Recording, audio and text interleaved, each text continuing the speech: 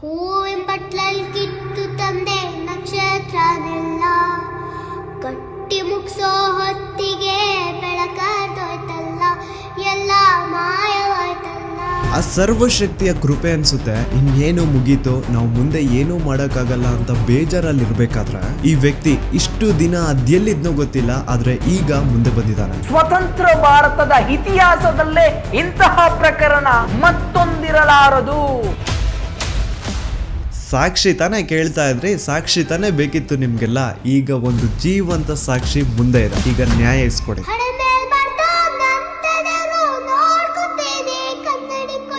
ಅದೇ ಒಂದು ನೇತ್ರಾವತಿ ನದಿ ತೀರದಲ್ಲಿ ಡೈಲಿ ಒಂದು ಹೆಣ ಬೀಳೋದು.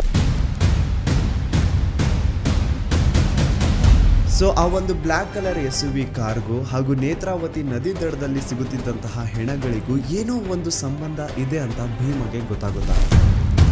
ಈವನ್ ಸಿಗುವಂತಹ ಡೆಡ್ ಬಾಡೀಸ್ ನ ಸಹವಾಸಕ್ಕೆ ಪೊಲೀಸರು ಹೋಗ್ತಿದ್ದಿಲ್ಲ. ಸೊ ಯಾಕೆ ಅಲ್ಲಿನ ಪೊಲೀಸ್ ಅವ್ರಿಗೆ ಯಾರ್ದು ಅಂತ ಭಯ ಇತ್ತು?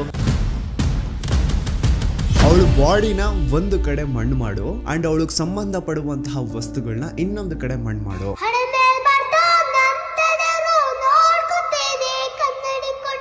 ಪಾಪ ಹುಡುಗಿ ಯಾರ ಮಗಳಿದ್ಲೋ ಗೊತ್ತಿಲ್ಲ, ಆದ್ರೆ ಮಣ್ಣಲ್ಲಿ ಗುರ್ತಿಲ್ದೇನೆ ಮಣ್ಣಾಗ್ಬಿಟ್ಟಿರ್ತಾಳೆ.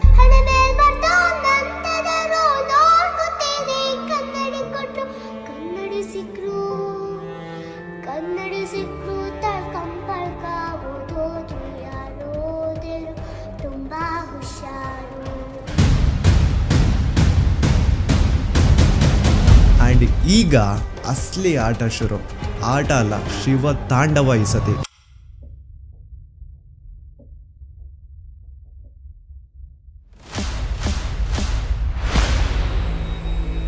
27 ಫೆಬ್ರವರಿ 2025.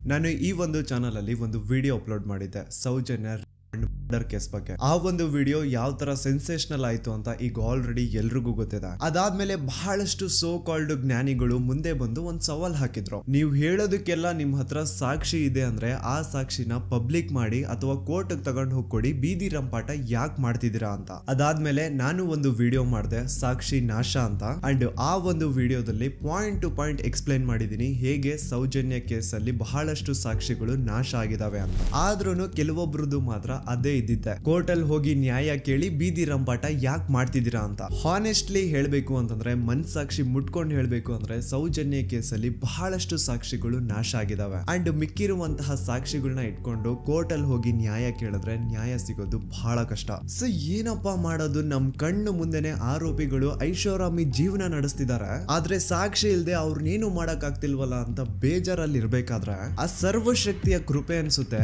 ಇನ್ನೇನು ಮುಗೀತು, ನಾವು ಮುಂದೆ ಏನೂ ಮಾಡಕ್ಕಾಗಲ್ಲ ಅಂತ ಬೇಜಾರಲ್ಲಿ ಇರ್ಬೇಕಾದ್ರೆ ಈ ವ್ಯಕ್ತಿ ಇಷ್ಟು ದಿನ ಅದೆಲ್ಲಿದ್ನೋ ಗೊತ್ತಿಲ್ಲ, ಆದ್ರೆ ಈಗ ಮುಂದೆ ಬಂದಿದ್ದಾನೆ. ಅಂಡ್ ಈ ವ್ಯಕ್ತಿ ಧರ್ಮಸ್ಥಳದಲ್ಲಿ 23 ವರ್ಷಗಳ ಕಾಲ ಕೆಲಸ ಮಾಡಿದಾನೆ. ಅಂಡ್ ಅದು ಯಾವ ತರ ಕೆಲಸ ಗೊತ್ತಾ, ದಣಿಗಳು ಮಾಡಿ ಅಥವಾ ಮಾಡಿ ಬಿಸಾಡಿರುವಂತಹ ಹೆಣಗಳನ್ನ ಯಾರಿಗೂ ಗೊತ್ತಾಗದಿರೋ ರೀತಿ ಎತ್ಕೊಂಡು ಹೋಗಿ ಎಲ್ಲೋ ದೂರದಲ್ಲಿ ಯಾವುದೋ ಕಾಡಲ್ಲಿ ಮಣ್ಣು ಮಾಡ್ಬಿಟ್ಟು ಬರೋದು, ಇದು ಈ ವ್ಯಕ್ತಿಯ ಕೆಲಸ.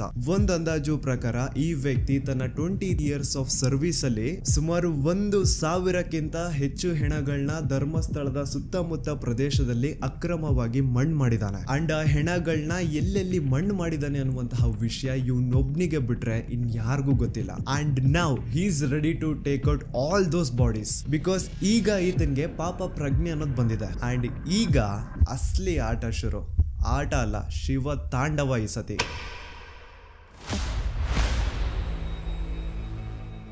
ಇಯರ್ 1995 ಮಂಡ್ಯ ಜಿಲ್ಲೆಯ ಒಂದು ಚಿಕ್ಕ ಹಳ್ಳಿ, ಹೆಸರು ರಾಂಪುರ ಅಂತ. ಈ ಊರಲ್ಲಿ 17 ವರ್ಷದ ಒಬ್ಬ ಹುಡುಗ ಇರ್ತಾನೆ. ಅಂಡ್ ಇವನ್ ಹೆಸರೇ ಭೀಮಾ ಅಂತ. ಒಂದು ದಲಿತ ಕುಟುಂಬಕ್ಕೆ ಬಿಲಾಂಗ್ ಮಾಡುವಂತಹ ಈ ಹುಡುಗನ್ಗೆ ಓದು ಬರಹ ಅನ್ನೋದು ತಲೆಗೆ ಹತ್ತಿರಲ್ಲ. ಸೊ ಇವನು ಸ್ಕೂಲ್ಗೂ ಸಹ ಹೋಗದೆ ಊರಲ್ಲಿ ಖಾಲಿ ಪಿಲಿ ಓಡಾಡ್ಕೊಂಡಿರ್ತಾನೆ. ಭೀಮಾಗೆ ಒಬ್ಬ ಅಣ್ಣ ಇರ್ತಾನೆ. ಅಂಡ್ ಅವನು ಧರ್ಮಸ್ಥಳದಲ್ಲಿ ಇರುವಂತಹ ಶ್ರೀ ಮಂಜುನಾಥ ಸ್ವಾಮಿ ದೇವಸ್ಥಾನದಲ್ಲಿ ಈಗ ಆಲ್ರೆಡಿ ಕೆಲಸ ಮಾಡ್ತಾ ಇರ್ತಾನೆ. ಈ ಕಡೆ ಊರಲ್ಲಿ ಭೀಮಾ ಸ್ಕೂಲ್ಗೂ ಸಹ ಹೋಗದೆ ಎಲ್ಲೂ ಕೆಲ್ಸಕ್ಕೆ ಸಹ ಹೋಗದೆ ಸುಮ್ನೆ ಊರಲ್ಲಿ ಖಾಲಿ ಪಿಲಿ ಓಡಾಡ್ತಾ ಇರೋದನ್ನ ನೋಡಕ್ಕಾಗ್ದೆ ಭೀಮ ಅವ್ರ ಅಣ್ಣ ಭೀಮನ ತನ್ನ ಜೊತೆಗೆ ಧರ್ಮಸ್ಥಳ ಕರ್ಕೊಂಡ್ ಬಂದು ಅದೇ ಶ್ರೀ ಮಂಜುನಾಥ ಸ್ವಾಮಿ ದೇವಸ್ಥಾನದಲ್ಲಿ ಕೆಲ್ಸಕ್ಕೆ ಸೇರಿಸ್ತಾನೆ. ತನ್ನ ಅಣ್ಣನ ಸಹಾಯದಿಂದ ಧರ್ಮಸ್ಥಳಕ್ಕೆ ಬಂದಂತಹ ಭೀಮಗೆ ಅಲ್ಲೇ ಇರುವಂತಹ ಶ್ರೀ ಮಂಜುನಾಥ ಸ್ವಾಮಿ ದೇವಸ್ಥಾನದಲ್ಲಿ ಕೆಲ್ಸನೂ ಸಹ ಸಿಗುತ್ತೆ. ಕೆಲ್ಸ ಏನಪ್ಪಾ ಅಂತಂದ್ರೆ ನೇತ್ರಾವತಿ ಸ್ನಾನಘಟ್ಟ ಹತ್ರ ಕಸ ಹೊಡೆಯುವಂತಹ ಕೆಲ್ಸ. ಆ ಒಂದು ನೇತ್ರಾವತಿ ಸ್ನಾನಘಟ್ಟ ಆ ರೀಜನ್ ಏನಿತ್ತು ಅದನ್ನ ನೀಟಾಗಿ ಇಟ್ಕೊಳ್ಳೋದು ಇವನ್ ಡ್ಯೂಟಿ. ಇವನ್ಗೆ 25 ರೂಪಾಯಿ ಸ್ಟಾರ್ಟಿಂಗ್ ಸಂಬಳ ಇರುತ್ತೆ ಅಂಡ್ ಇರೋದಕ್ಕೆ ಅಂತ ಮಾಹಿತಿ ಕಚೇರಿ ಮೇಲೆ ಒಂದು ರೂಮ್ ನು ಸಹ ಕೊಟ್ಟಿರ್ತಾರೆ. ಇನಿಷಿಯಲ್ ಡೇಸ್ ಅಲ್ಲಿ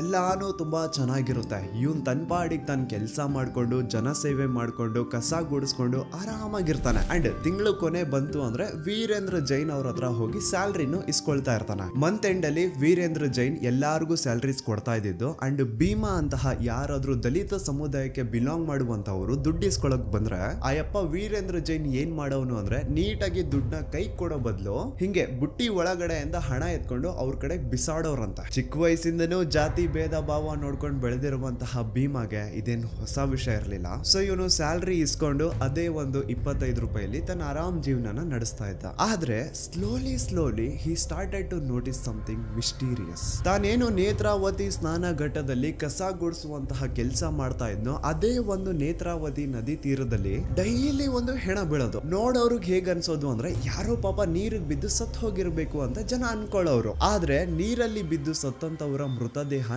ನೀರಲ್ಲೇ ಸಿಗ್ಬೇಕು ಹೊರತು ದಡದಲ್ಲಿ ಹೇಗ್ ಸಿಗುತ್ತೆ? ಏನ್ ಆ ಶವಗಳು ಇಷ್ಟೊತ್ತು ನೀರಲ್ಲಿ ಇದ್ದಿದ್ ಸಾಕು ಇನ್ನು ಹೋಗ್ಬಿಟ್ಟು ದಡದಲ್ಲಿ ಮಲ್ಕೊಳ್ಳುವ ಅಂತ ಎದ್ದು ಬರೋಕಾಗುತ್ತಾ? ಇಲ್ಲ ತಾನೆ. ಸೊ ಇದೇ ಒಂದು ಡೌಟ್ ಭೀಮಗೆ ಬರುತ್ತಾ. ಈಗ ಭೀಮ ಪ್ರತಿಯೊಂದು ಸೂಕ್ಷ್ಮವಾಗಿ ಅಬ್ಸರ್ವ್ ಮಾಡ್ಲಿಕ್ಕೆ ಸ್ಟಾರ್ಟ್ ಮಾಡ್ತಾನೆ. ಕೆಲವೊಂದ್ಸತಿ ಏನಾಗೋದು ಅಂದ್ರೆ ರಾತ್ರಿ ಹೊತ್ತಲ್ಲಿ ನೇತ್ರಾವತಿ ನದಿ ಹತ್ರ ಒಂದು ಬ್ಲಾಕ್ ಕಲರ್ SUV ಕಾರ್ ಕಾಣಿಸ್ಕೊಳ್ಳೋದಂತೆ. ಆ ಕಾರ್ ನ ನಂಬರು ಈಗ ಭೀಮಗೆ ನೆನಪಿರೋ ಹಾಗೆ 505 ಇರಬೇಕು. ಸೊ ಈ ಕಾರು ಯಾವಾಗೆಲ್ಲ ನೇತ್ರಾವತಿ ನದಿ ಹತ್ರ ಕಾಣಿಸ್ಕೊಳ್ಳೋದು ಅದ್ರ ನೆಕ್ಸ್ಟ್ ದಿನ ಅದೇ ಒಂದು ನೇತ್ರಾವತಿ ನದಿ ಹತ್ರ ಒಂದು ಹೆಣ ಸಿಗೋದು. ಸೊ ಆ ಒಂದು ಬ್ಲಾಕ್ ಕಲರ್ SUV ಕಾರ್ಗೂ ಹಾಗೂ ನೇತ್ರಾವತಿ ನದಿ ದಡದಲ್ಲಿ ಸಿಗುತ್ತಿದ್ದಂತಹ ಹೆಣಗಳಿಗೂ ಏನೋ ಒಂದು ಸಂಬಂಧ ಇದೆ ಅಂತ ಭೀಮಗೆ ಗೊತ್ತಾಗುತ್ತಾ. ಆದ್ರೆ ಅವನು ಈ ವಿಚಾರನ ಯಾರ ಜೊತೆನೂ ಹಂಚ್ಕೊಳ್ಳಲ್ಲ. ಯಾಕೆ ಬೇಕ್ಬಿಡು ನಮ್ಗೆ ಅಂತ ಸುಮ್ಮನೆ ಇರ್ತಾನೆ.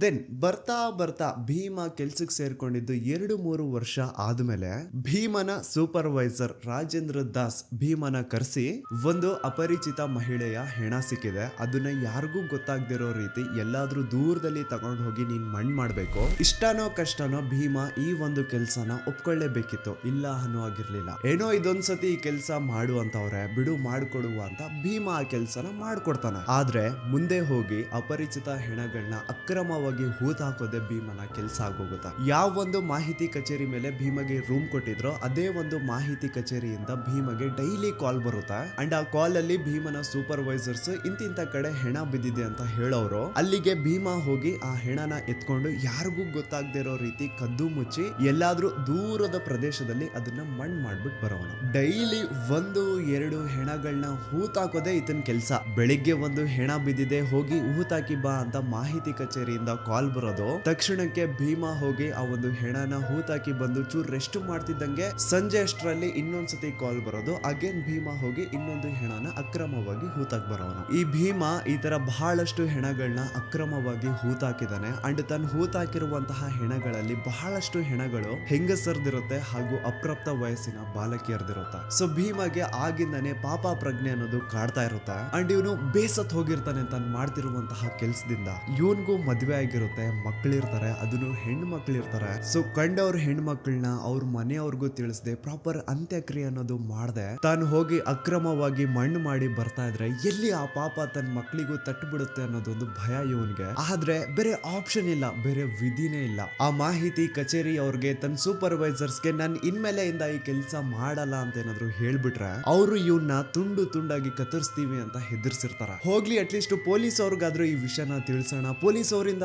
ಹೆಲ್ಪ್ ತಗೊಳ್ಳೋಣ ಅಂದ್ರೆ ಅಲ್ಲಿನ ಪೊಲೀಸ್ ಅವರು ಬೆಳ್ತಂಗಡಿ ಪೊಲೀಸ್ ಸ್ಟೇಷನ್ ಪೊಲೀಸ್ ಅವರೆಲ್ಲ ವೀರೇಂದ್ರ ಜೈನ್ ನ ಚಾಟುಗಳು. ಅವ್ರಿಗೆ ಸರ್ಕಾರದಿಂದ ಒಂದು ಸಂಬಳ ಸಿಗ್ತಾ ಇದ್ರೆ ವೀರೇಂದ್ರ ಜೈನ್ ಇಂದ ಇನ್ನೊಂದು ಸಂಬಳ ಸಿಗ್ತಾ ಇರುತ್ತೆ. ಭೀಮ ತನ್ನ ಕಣ್ಣಾರೆ ಕಂಡಿದ್ದಾನೆ ಈ ಬೆಳ್ತಂಗಡಿ ಪೊಲೀಸ್ ಅವರು ಪ್ರತಿ ತಿಂಗಳು 1ನೇ ತಾರೀಕು ವೀರೇಂದ್ರ ಜೈನ್ ನ ಮನೆ ಮುಂದೆ ಬಂದು ನಾಯಿಗಳ ತರ ನಿಂತಿರೋರಂತೆ. ಅಂಡ್ ವೀರೇಂದ್ರ ಜೈನ್ ಬಂದು ಅವ್ರಗಳಿಗೆ ಬಿಸ್ಕೆಟ್ ತರ ಹಣ ಹಂಚ್ತಾ ಇದ್ದಿದ್ದು. ಆಗಿನ ಬೆಳ್ತಂಗಡಿ ಪೊಲೀಸ್ ಅವರು ಎಷ್ಟು ಕರಪ್ಟೆಡ್ ಇದ್ರು ಅಂತ ಒಂದು ಇನ್ಸಿಡೆಂಟ್ ಮೂಲಕ ನಿಮ್ಗೆ ಎಕ್ಸ್ಪ್ಲೇನ್ ಮಾಡ್ತೇನೆ.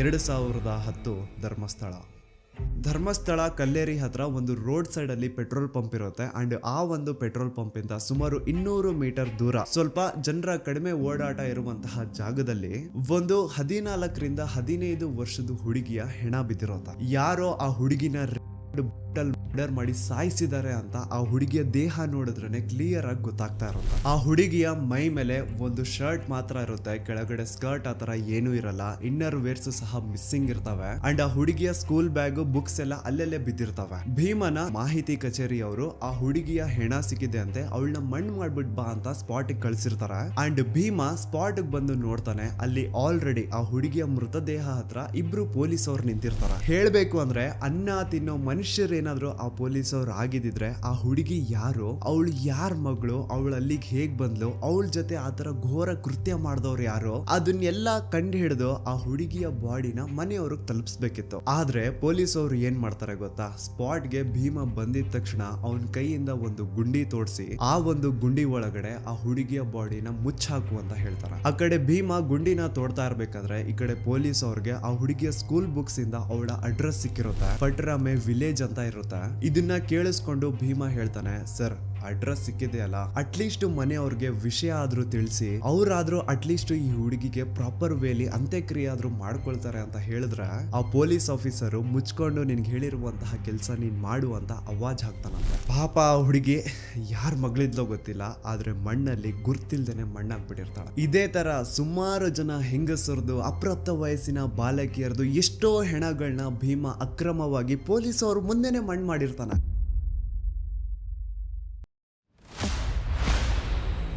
2012 ಧರ್ಮಸ್ಥಳ. ಭೀಮನ ಮಾಹಿತಿ ಕಚೇರಿಯವರು ಕರೆದು ಇಂಥ ಕಾಡಲ್ಲಿ ಒಂದು ಹುಡುಗಿಯ ಹೆಣ ಬಿದ್ದಿದೆ ಅಂತೆ, ಅದನ್ನ ಯಾರಿಗೂ ಗೊತ್ತಾಗ್ದಿರೋ ರೀತಿ ಹೋಗಿ ಮಣ್ಣು ಮಾಡಿ ಬಾ ಅಂತ ಕಳಿಸ್ತಾರೆ. ಮಾಹಿತಿ ಕಚೇರಿಯವರು ಹೇಳಿದಂತಹ ಲೊಕೇಶನ್ಗೆ ಭೀಮ ಬಂದು ನೋಡಿದ್ರೆ ಅಲ್ಲಿ ಆಕ್ಚುಯಲ್ ಆಗಿ ಒಂದು ಹುಡುಗಿಯ ಹೆಣ ಬಿದ್ದಿರುತ್ತೆ. ಸುಮಾರು 20 ವರ್ಷ ವಯಸ್ಸು ಆ ಹುಡುಗಿದಿರುತ್ತೆ ಅಂಡ್ ಆ ಹುಡುಗಿಯ ಮುಖನ ಕಂಪ್ಲೀಟ್ ಆಸಿಡ್ ಇಂದ ಸುಟ್ಬಿಟ್ಟಿರ್ತಾರೆ. ಆದ್ರೆ ಆ ಹುಡುಗಿಯ ಬಟ್ಟೆಗಳಿಂದ ಭೀಮ ಅವಳನ್ನ ಕಂಡುಹಿಡಿತಾನೆ. ಅದೇ ಹುಡುಗಿನ ಈ ಹಿಂದೆ ಭೀಮ ದೇವಸ್ಥಾನದಲ್ಲಿ ನೋಡಿರ್ತಾನೆ ಅಂಡ್ ಆ ಹುಡುಗಿ ಮೈಸೂರಿಂದ ಬಂದಿದ್ಲು ಅಂತಾನು ಭೀಮಗೆ ಚೆನ್ನಾಗಿ ಗೊತ್ತಿರುತ್ತೆ. ಸೊ ನಿನ್ನೆ ದೇವಸ್ಥಾನದಲ್ಲಿ ನೋಡಿದಂತಹ ಅದೇ ಹುಡುಗಿ ಈಗ ಅವನ್ ಮುಂದೆ ಹೆಣ ಆಗಿ ಬಿದ್ದಿರ್ತಾಳೆ. ಅವಳ ದೇಹದ ಮೇಲೆ ಸರಿಯಾದ ಬಟ್ಟೆಗಳಿರಲ್ಲ, ಒಳ ಉಡುಪುಗಳೆಲ್ಲ ಕಾಣೆ ಆಗಿರ್ತವೆ, ಬಾಡಿ ಮೇಲೆಲ್ಲ multiple fractures and clearly body ನೋಡಿ ಗೊತ್ತಾಗ್ತಾ ಇರುತ್ತೆ ಅವಳ ಜೊತೆ ರೇಪ್ ಮಾಡ್ತಿದೆ ಅಂತ. ಅಂಡ್ ಅವಳ ದೇಹನ ಒಂದು ನ್ಯೂಸ್ ಪೇಪರ್ ಇಂದ ಕವರ್ ಮಾಡಿರ್ತಾರೆ ಹಾಳಾದವರು. ಭೀಮಗೆ ಮಾಹಿತಿ ಕಚೇರಿಯವರು ಏನ್ ಹೇಳಿರ್ತಾರೆ ಅಂದ್ರೆ ಅವಳ ಬಾಡಿನ ಒಂದು ಕಡೆ ಮಣ್ಣು ಮಾಡು ಅಂಡ್ ಅವಳಿಗೆ ಸಂಬಂಧ ಪಡುವಂತಹ ವಸ್ತುಗಳನ್ನ ಇನ್ನೊಂದು ಕಡೆ ಮಣ್ಣು ಮಾಡು, ಎರಡು ಒಂದೇ ಕಡೆ ಇರಬಾರ್ದು ಅಂತ ಕ್ಲಿಯರ್ ಇನ್ಸ್ಟ್ರಕ್ಷನ್ಸ್ ಕೊಟ್ಟಿರ್ತಾರೆ. ಮಾಹಿತಿ ಕಚೇರಿಯ ತನ್ನ ಸೂಪರ್ವೈಸರ್ಸ್ ಹೇಳ್ದಂಗೆ ಭೀಮ 2 ಗುಂಡಿ ತೋಡಿ 2 ಬೇರೆ ಬೇರೆ ಕಡೆ ಗುಂಡಿ ತೋಡಿ ಒಂದರಲ್ಲಿ ಆ ಹುಡುಗಿಯ ದೇಹನ ಮುಚ್ಚಾಕ್ತಾನೆ, ಇನ್ನೊಂದರಲ್ಲಿ ಅವಳಿಗೆ ಸಂಬಂಧ ಪಡುವಂತಹ ವಸ್ತುಗಳನ್ನ ಮುಚ್ಚಾಕ್ತಾನೆ. ಇದೇ ರೀತಿ ಭೀಮ ಆ ಒಂದು ಧರ್ಮಸ್ಥಳದ ಸುತ್ತಮುತ್ತ ಪ್ರದೇಶದಲ್ಲಿ ಎಷ್ಟು ಹೆಣಗಳನ್ನ ಅಕ್ರಮವಾಗಿ ಊತಾಕಿದನೋ ಅವನ್ಗೆನೆ ಲೆಕ್ಕ ಇಲ್ಲ. ಹೆಂಗಸರು, ಅಪ್ರಾಪ್ತ ವಯಸ್ಸಿನ ಬಾಲಕಿಯರು, ಭಿಕ್ಷುಕರು, ಈವನ್ ದೇವಸ್ಥಾನದ ಮುಂದೆ ಬಂದು ಕುತ್ಕೊಳ್ತಿದ್ದಂತಹ ಭಿಕ್ಷುಕರನ್ನು ಸಹ ಆ ದರಿದ್ರ ನನ್ನ ಮಕ್ಕಳು ಬಿಟ್ಟಿರ್ಲಿಲ್ಲ. ಈ ಟೆಂಪಲ್ ಮ್ಯಾನೇಜ್ಮೆಂಟ್ ಅವ್ರಿಗೇನು ಅಂತಂದ್ರೆ ನೋಡಿ ನಮ್ ಧರ್ಮಸ್ಥಳದಲ್ಲಿ ಒಬ್ರು ಭಿಕ್ಷುಕರಿಲ್ಲ ಅಂತ ತೋರಿಸ್ಕೊಳ್ಳೋ ಆಸೆ. ಅದ್ರ ಸಲುವಾಗಿ ಈ ಟೆಂಪಲ್ ಮ್ಯಾನೇಜ್ಮೆಂಟ್ ಅವರು ಏನ್ ಮಾಡೋರು ಅಂದ್ರೆ ಆ ದೇವಸ್ಥಾನದ ಸುತ್ತಮುತ್ತ ಎಲ್ಲಾದ್ರೂ ಯಾರಾದ್ರೂ ಭಿಕ್ಷೆ ಬೇಡ್ತಾ ಇರೋ ರೀತಿ ಕಾಣಿಸಿದ್ರೆ ಅವ್ರನ್ನ ಮೊದ್ಲು ಹಿಡ್ಕೊಂಡ್ ಬಂದು ಚೆನ್ನಾಗಿ ಹೊಡಿಯೋದು. ಎಷ್ಟೋ ಸತಿ ಭೀಮನು ಸೇರ್ಕೊಂಡು ಆ ಭಿಕ್ಷುಕರನ್ನ ಹೊಡೆದಿರ್ತಾನೆ. ಸೊ ಚೆನ್ನಾಗಿ ಅವ್ರನ್ನ ಹೊಡೆದು ಮುಕ್ ಮಾಡಾದ್ಮೇಲೆ ಅವ್ರಿಗೊಂದು ಬಸ್ ಟಿಕೆಟ್ ಮಾಡಿಸಿ ಮಂಗಳೂರು ಅಥವಾ ಸಕಲೇಶ್ಪುರ ಕಡೆ ಕಳಿಸ್ಬಿಡೋದು. ಹಂಗ್ ಕಳಿಸಾದ್ಮೇಲೆನು ಅಪ್ಪಿ ತಪ್ಪಿ ಏನಾದ್ರು ಆ ಭಿಕ್ಷುಕರು ವಾಪಸ್ ಧರ್ಮಸ್ಥಳಕ್ಕೆ ಬಂದು ಅಲ್ಲಿ ಭಿಕ್ಷೆ ಬೇಡ್ತಾ ಇರೋ ರೀತಿ ಏನಾದ್ರು ಕಾಣಿಸ್ಕೊಂಡ್ರೆ ಅವ್ರನ್ನ ಈ ಸತಿ ಹಿಡ್ಕೊಂಡ್ ಬಂದು ಬರೀ ಹೊಡಿತಾ ಇರ್ಲಿಲ್ಲ, ಚಿತ್ರ ಹಿಂಸೆ ಕೊಟ್ಟು ಸಾಯಿಸವ್ರಂತ. ನೆಕ್ಸ್ಟ್ ದಿನ ಮಾಹಿತಿ ಕಚೇರಿಯವರು ಭೀಮನ ಕರೆಸಿ ಭೀಮ ಆ ಭಿಕ್ಷುಕರ ಮೃತದೇಹನ ಎತ್ಕೊಂಡೋಗಿ ಎಲ್ಲೋ ದೂರದಲ್ಲಿ ಯಾವ್ದಾದ್ರು ಒಂದು ಕಾಡಲ್ಲಿ ಮಣ್ಣು ಮಾಡ್ಬಿಟ್ಟು ಬರ್ಬೇಕಿತ್ತು. ಈ ತರ ಭೀಮ ಬಹಳಷ್ಟು ಹೆಣಗಳನ್ನ ಎತ್ಕೊಂಡು ಹೋಗಿ ಧರ್ಮಸ್ಥಳದ ಸುತ್ತಮುತ್ತ ಪ್ರದೇಶದಲ್ಲಿ ಅಕ್ರಮವಾಗಿ ಮಣ್ಣು ಮಾಡಿದಾನೆ. ಅಂಡ್ ನಾನು ಆಗ್ಲೇ ಹೇಳ್ದಂಗೆ ಇವನು ಅತಿ ಹೆಚ್ಚಾಗಿ ಮಣ್ಣು ಮಾಡಿರುವಂತಹ ಶವಗಳು ಒಂದು ಹೆಂಗಸರದು, ಇನ್ನೊಂದು ಅಪ್ರಾಪ್ತ ವಯಸ್ಸಿನ ಬಾಲಕಿಯರದು. ಅಂಡ್ ಈ ಮಹಿಳೆಯರದು ಹಾಗೂ ಅಪ್ರಾಪ್ತ ವಯಸ್ಸಿನ ಬಾಲಕಿಯರದು ಶವಗಳು ಭೀಮಗೆ ಧರ್ಮಸ್ಥಳದಲ್ಲಿ ಇರುವಂತಹ ರಜತಾದ್ರಿ, ಗೋದಾವರಿ, ಸಾಕೇತ್, ನೇತ್ರಾವತಿ, ಗಂಗೋತ್ರಿ ಅಂಡ್ ನರ್ಮದಾ ಈ ಒಂದು ಹೆಸರಿರುವಂತಹ ಲಾಡ್ಜಸ್ ಅಲ್ಲಿ ಅವುಗಳ ರೂಮ್ಸ್ ಅಲ್ಲಿ ಸಿಗ್ತಾ ಇದ್ದಿದ್ದು. ಅಂಡ್ ಈ ಎಲ್ಲಾ ಲಾಡ್ಜಸ್ ದಣಿಗಳದು. ಅಂಡ್ ಆ ಹೆಣ್ಮಕ್ಳು ದನಗಳದ್ದು ಏನು ಶವಗಳು ಸಿಗ್ತಾ ಇತ್ತೋ ಅವ್ರ ಮೈ ಮೇಲೆ ಪ್ರಾಪರ್ ಬಟ್ಟೆಗಳು ಇರ್ತಾ ಇರ್ಲಿಲ್ಲ. ಪ್ರತಿ ಒಂದು ಕೇಸಲ್ಲಿ ಅವ್ರ ಇನ್ನರ್ ವೇರ್ಸ್ ಮಿಸ್ಸಿಂಗ್ ಇರೋದು ಅಂಡ್ ಅವ್ರ ಮೈ ಮೇಲೆ ಆಗಿರುವಂತಹ ಗಾಯಗಳು, ಅವ್ರ ತುಟಿನ ಕಚ್ಚಿರುವಂತಹ ರೀತಿ ಅದೆಲ್ಲಾನು ಕ್ಲಿಯರ್ ಆಗಿ ಹೇಳ್ತಾ ಇರುತ್ತೆ ಅವ್ರ ಜೊತೆ ಇದೆ ಅಂತ. ಇಷ್ಟೆಲ್ಲ ಕಣ್ಣು ಮುಂದೆ ನಡೀತಾ ಇದ್ರು ಲೋಕಲ್ ಪೊಲೀಸ್ ಅವರಲ್ಲಿ ಒಬ್ರು ಆರೋಪಿನ ಹಿಡಿಯುವಂತಹ ಏನು ಪ್ರಯತ್ನ ಮಾಡ್ತಿದ್ದಿಲ್ಲ ಅಂತ. ಈವನ್ ಸಿಗುವಂತಹ ಡೆಡ್ ಬಾಡೀಸ್ ನ ಸಹವಾಸಕ್ಕೆ ಪೊಲೀಸ್ ಅವ್ರು ಹೋಗ್ತಿದ್ದಿಲ್ಲ. ಸೊ ಯಾಕೆ ಅಲ್ಲಿನ ಪೊಲೀಸ್ ಅವ್ರಿಗೆ ಯಾರ್ದು ಅಂತ ಭಯ ಇತ್ತು. ಅಂಡ್ ನಾನು ಸೌಜನ್ಯ ಕೇಸ್ ಬಗ್ಗೆ ಮೊದಲನೇ ವಿಡಿಯೋ ಮಾಡಿದಾಗ ಅದರಲ್ಲಿ ನಾರಾಯಣ ಹಾಗೂ ಅವ್ರ ತಂಗಿ ಯಮುನಾನ ಬ್ರೂಟ್ ಮರ್ಡರ್ ಕೇಸ್ ಬಗ್ಗೆ ಹೇಳಿದ್ದೆ ಗೊತ್ತಾ. ಆನೆ ಮಾವುತ ನಾರಾಯಣ ಹಾಗೂ ಅವ್ರ ತಂಗಿ ಯಮುನಾ ಬಗ್ಗೆ ಕೇಳಿದಾಗ ಇವ್ರು ಕೆಲವೊಂದು ಹೊಸ ವಿಷಯ ಹೇಳ್ತಾರೆ. ಅದೇನಂತಂದ್ರೆ ನಾರಾಯಣ ಅವರು ಪಾಪ ಶ್ರೀ ಮಂಜುನಾಥ ಸ್ವಾಮಿ ದೇವಸ್ಥಾನದ ಎದುರುಗಡೆ ಇರುವಂತಹ ಅಶ್ವತ್ಥ ಕಟ್ಟೆಗೆ ಡೈಲಿ ನಮಸ್ಕಾರ ಹಾಕ್ಲಿಕ್ಕೆ ಅಂತ ಬರೋರಂತೆ. ಅಂಡ್ ಅವ್ರ ಆತರ ಬಂದಾಗ ಈ ಟೆಂಪಲ್ ಮ್ಯಾನೇಜ್ಮೆಂಟ್ ಅವರು ಭೀಮಾ ಅಂತಹ ಕೆಲ್ಸದವ್ರನ್ನ ಕರೆಸ್ಬಿಟ್ಟು ಅವ್ರ ಕೈಯಲ್ಲಿ ನಾರಾಯಣನ ಚೆನ್ನಾಗಿ ಹೊಡ್ಸವ್ರಂತೆ. ಅಂಡ್ ಇನ್ನು ನಾರಾಯಣ ಅವ್ರ ತಂಗಿ ಯಮುನಾ ಏನಿದ್ರು ಅವ್ರ ಮೇಲೆ ಗಾರ್ಡನ್ ಸೂಪರ್ವೈಸರ್ ರಾಜೇಂದ್ರ ರಾಯ್ ತುಂಬಾ ಕೆಟ್ಟ ದೃಷ್ಟಿ ಇಟ್ಟಿರ್ತಾನಂತೆ. ಪಾಪ ಅಯ್ಯಮ್ಮ ಹೋಗ್ಬೇಕಾದ್ರೆ ಬರ್ಬೇಕಾದ್ರೆ ಅವಳನ್ನ ಚುಡಾಯಿಸೋದು, ಬರ್ತೀಯಾ ಅಂತ ಕೇಳೋದು, ಹಿಂಗೆಲ್ಲ ಕೆಟ್ಟದಾಗಿ ಬಿಹೇವ್ ಮಾಡ್ತಿದ್ನಂತ. ಅಂಡ್ ಇದನ್ನೆಲ್ಲ ತನ್ನ ಕಣ್ಣಾರೆ ಕಂಡಿದ್ದಾನೆ. 21 ಸೆಪ್ಟೆಂಬರ್ 2012 ಅವತ್ತಿನ ದಿನ ಆನೆ ಮಾವುತ ನಾರಾಯಣ ಅವ್ರ ಮನೆಗ್ ನುಗ್ಗಿ ನಾರಾಯಣ ಅವ್ರನ್ನ ಸಾಯಿಸಿ ಅವ್ರ ತಂಗಿ ಯಮುನನ ರೇಪ್ ಅಂಡ್ ಮರ್ಡರ್ ಮಾಡಿದ್ದು ಇದೇ ರಾಜೇಂದ್ರ ರೈ ಅಂತ. ಅಂಡ್ ಇವನ್ನ ಅಲ್ಲಿ ಕಳಿಸಿದ್ದು ಚಿಕ್ಕ ದಣಿಗಳು ಹರ್ಷೇಂದ್ರ ಕುಮಾರ್. ಆನೆ ಮಾವುತನ ಸಾಯಿಸಿ ಆ ಜಾಗದ ಆಸ್ತಿ ಪತ್ರಗಳನ್ನ ಎತ್ಕೊಂಡ್ ಬಾ ಅಂತ ಈ ರಾಜೇಂದ್ರ ರೈನ ಅಂಡ್ ಅವ್ನ ಇಡೀ ಗ್ಯಾಂಗ್ ನ ಈ ಹರ್ಷೇಂದ್ರ ಕುಮಾರ್ ಕಳಿಸಿದ್ನಂತ.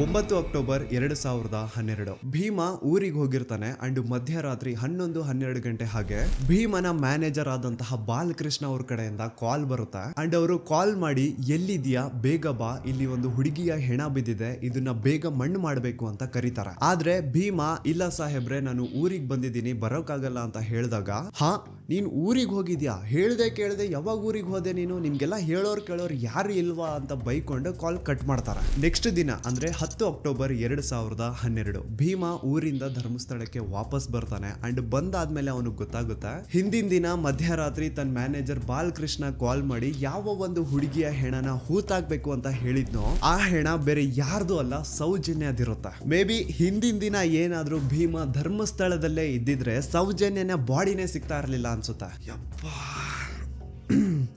ನನಗೆ ಒಂದು ಅರ್ಥ ಆಗ್ತಾ ಇಲ್ಲ, ಊರಲ್ಲಿ ಎಲ್ಲಾದ್ರೂ ಒಂದು ಅಪರಿಚಿತ ಹೆಣ ಬಿದ್ರೆ ಅದಕ್ಕೂ ಟೆಂಪಲ್ ಮ್ಯಾನೇಜ್ಮೆಂಟ್ ಅವ್ರಿಗೂ ಏನ್ ಸಂಬಂಧ? ಯಾರಿಗೂ ಇಲ್ದೇ ಇರುವಂತಹ ಚಿಂತೆ ಇವ್ರುಗಳಿಗೆ ಯಾಕೆ ಅಂತ.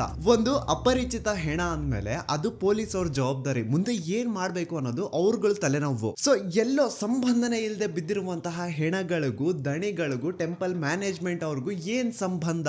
ಈ ಪ್ರಶ್ನೆನ ನೀವು ನನಗ್ ಕೇಳೋದಲ್ಲ, ಆ ನಕಲಿ ಧರ್ಮಾಧಿಕಾರಿ ಇದಾನಲ್ವಾ ಅವನ್ಗೆ ಹೋಗ್ಬಿಟ್ಟು ಕೇಳಿ. ಯಾಕಪ್ಪ ಎಲ್ಲಿ ಅಪರಿಚಿತ ಹೆಣ ಸಿಕ್ಕರು ಯಾಕೆ ನಿಮ್ಮವ್ರು ಹೋಗ್ಬಿಟ್ಟು ಅದನ್ನ ಅಕ್ರಮವಾಗಿ ಹೂತಾಗಿ ಬರೋರು? ಯಾಕೆ ಈ ಕೆಲಸನ ಮಾಡೋರು? ಈ ಪ್ರಶ್ನೆನ ನೀವು ಹೋಗ್ಬಿಟ್ಟು ಆ ಧರ್ಮಾಧಿಕಾರಿಗೆ ಆ ಟೆಂಪಲ್ ಮ್ಯಾನೇಜ್ಮೆಂಟ್ ಅವ್ರಿಗೆ ಕೇಳಿ.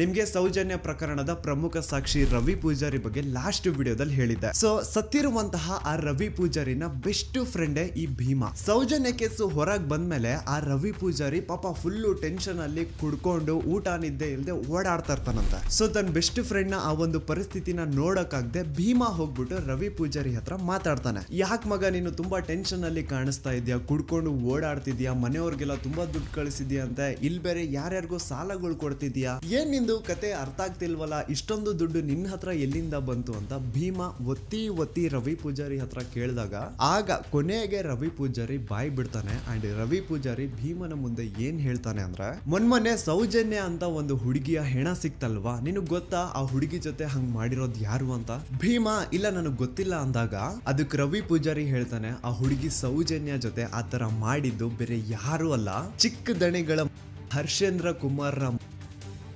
ಅಂಡ್ ಆ ಹುಡುಗಿನ ಸಾಯಿಸಿ ಅವಳ ದೇಹನ ಎಲ್ಲಾದ್ರೂ ಬಿಸಾಡ್ರಿ ಅಂತ ಚಿಕ್ಕ ದಣಿಗಳು ಹೇಳಿದ್ರು. ಈ ವಿಷಯ ನಾನು ಎಲ್ಲೂ ಹೊರಗಡೆ ಬಿಟ್ಕೊಡ್ಬಾರ್ದು ಅಂತ ದಣಿಗಳು ನನಗೆ 25,000 ದುಡ್ಡು ಸಹ ಕೊಟ್ರು ಅಂತ ರವಿ ಪೂಜಾರಿ ಭೀಮನ ಮುಂದೆ ಹೇಳಿದಾನೆ. ಭೀಮಾಗೆ ಇದೆಲ್ಲ ಎಕ್ಸ್ಪೆಕ್ಟೆಡ್ ಇತ್ತು. ಸೊ ಅವನ್ಗೆ ರಿಯಲ್ ನೇಮ್ಸ್ ನ ಕೇಳಿದಾಗ ಅಂತ ಶಾಕ್ ಏನೂ ಆಗಿಲ್ಲ. ಭೀಮಾಗೆ ಈ ವಿಷಯ ಯಾಕೆ ಶಾಕಿಂಗ್ ಅನ್ಸಲ್ಲ ಅಂದ್ರೆ, ಇಷ್ಟು ವರ್ಷಗಳ ಕಾಲ ಅವನೇನು ಅಕ್ರಮವಾಗಿ ಹೆಣಗಳನ್ನ ಹೂತಾಕಿ ಬರ್ತಾ ಇದ್ದಾನೋ ಅದೆಲ್ಲ ದಣಿಗಳು ಮಾಡಿಟ್ಟಿರುವಂತಹ ಕರ್ಮಕಾಂಡಗಳು ಅಂತ ಅವನು ಅವನಿಗೆ ಚೆನ್ನಾಗಿ ಗೊತ್ತಿದೆ. ಸೊ ಹಾಗಾಗಿ ಈಗ ರವಿ ಪೂಜಾರಿ ರಿಯಲ್ ನೇಮ್ಸ್ ನ ಹೇಳಿದ್ರು ಸಹ ಭೀಮಾಗೆ ಏನ್ ಶಾಕಿಂಗ್ ಅನ್ಸಿಲ್ಲ ಅದು. ಬಟ್ ಶಾಕಿಂಗ್ ಅನ್ಸಿದ್ ಏನು ಅಂದ್ರೆ ಭೀಮಾ ಹಾಗೂ ರವಿ ಪೂಜಾರಿ ನಡುವೆ ಈ ಒಂದು ಮಾತುಕತೆ ಆಗಿದ್ದು ಸ್ವಲ್ಪ ದಿನ ಆದ್ಮೇಲೆ ರವಿ ಪೂಜಾರಿ ಮಿಸ್ಟೀರಿಯಸ್ ಆಗಿ ಸತ್ ಹೋಗ್ತಾನೆ. ಆ ರವಿ ಪೂಜಾರಿ ಮಾಡ್ಕೊಂಡು ಸತ್ತೋದ ಅಂತ ಪೊಲೀಸ್ ಅವ್ರು ಹೇಳ್ತಾರೆ. ಆದ್ರೆ ರವಿ ಪೂಜಾರಿ ನಿಜವಾಗ್ಲೂ ಹೇಗ್ ಸತ್ತೋದ, ಅವನ್ನ ಯಾರು ಸಾಯಿಸಿದ್ರು, ಅವನ್ನ ಯಾಕೆ ಸಾಯಿಸಿದ್ರು, ಇದೆಲ್ಲ ವಿಷಯ ಭೀಮಾಗೆ ಚೆನ್ನಾಗಿ ಗೊತ್ತಿದೆ. ಸೊ ರವಿ ಪೂಜಾರಿನ ನಿಗೂಢ ಸಾವು